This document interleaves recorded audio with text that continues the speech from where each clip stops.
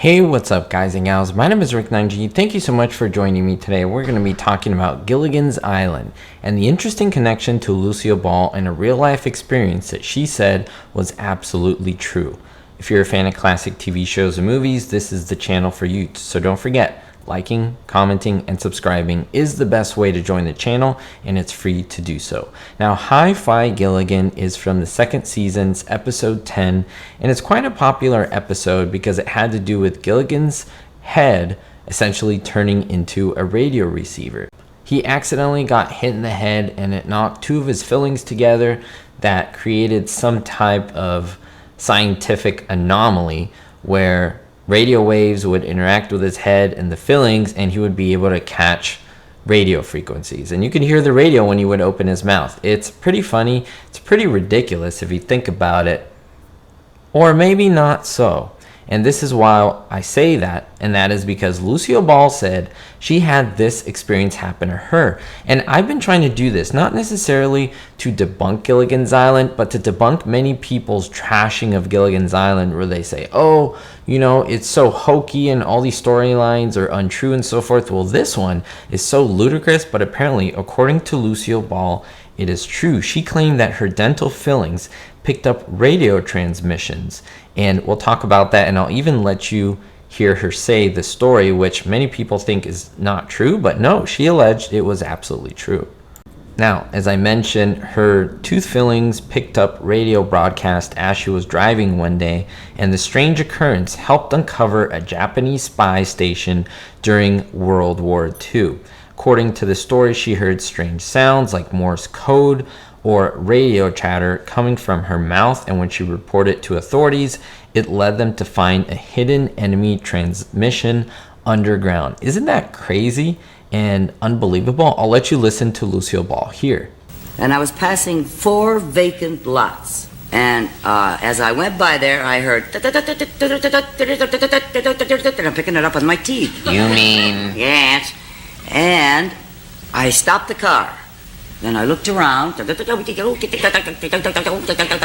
Morse code, like. And I backed the car up, and it got stronger and stronger, and I kept on backing it up until it really got strong, and my whole jaw was vibrating, like this. And then I got the hell out of there. I went boom, like this, because it was very late. And I couldn't wait to get back to MGM the next morning and tell the security office, and they found an underground Japanese transmitting radio station. Honest to God. Is that a great story? Yeah. And they captured them, and you helped. I don't know what happened to them. I just turned it over. Let's have a look at those teeth that helped win the war.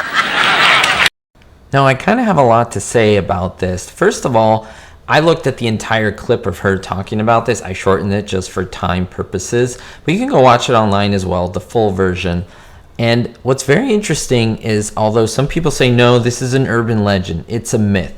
Yeah, Lucille Ball here does not say that. Not only does she say it's true like 3 or 4 times, she raises her hand up and says it with a straight face. I know a lot of people say that, hey, Lucille Ball is a comedian, she's an actress, she can act out these stories and make them up. Well, if you know, Lucille Ball was really funny on screen, and that's because she had a script, and she would practice and rehearse so much to get every idiosyncrasy, every little nuance and detail down to the last drop when she would perform. And she even said herself in interviews that she was not funny. That is in real life. Lucille Ball said that in her everyday life when she was alive, she was not really funny. She was not really silly. She was clumsy, but there was not a lot of humor in her life. And you could see that in her interview. She's very different. She's a completely almost different person. She's very serious, kind of quiet, a little monotone, and not the chipper, happy-go-lucky person she was on I Love Lucy. That is the acting. Now, coming back to this story, she asserts that this is a true story. And so, for me, I believe her.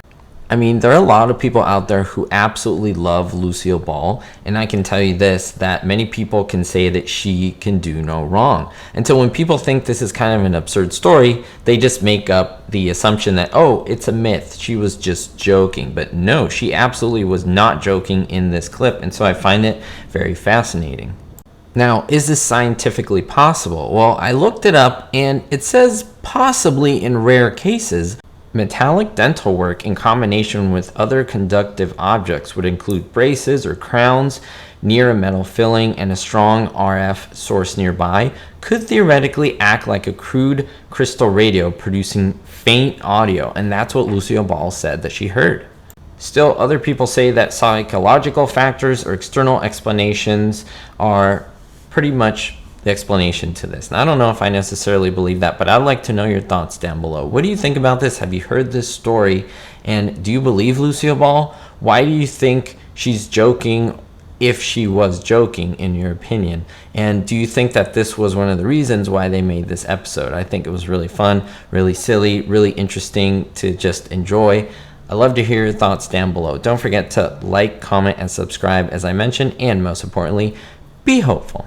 Thank you so much to my Platinum and Diamond tier patrons, especially David D, Jerry D, Daniel B, Citizen Kane 359, Vito L, Sally N, Russ C, and Beatrice R. If you want to be on this list, make sure to check the links in the description. It's a great way to support the channel. Thank you.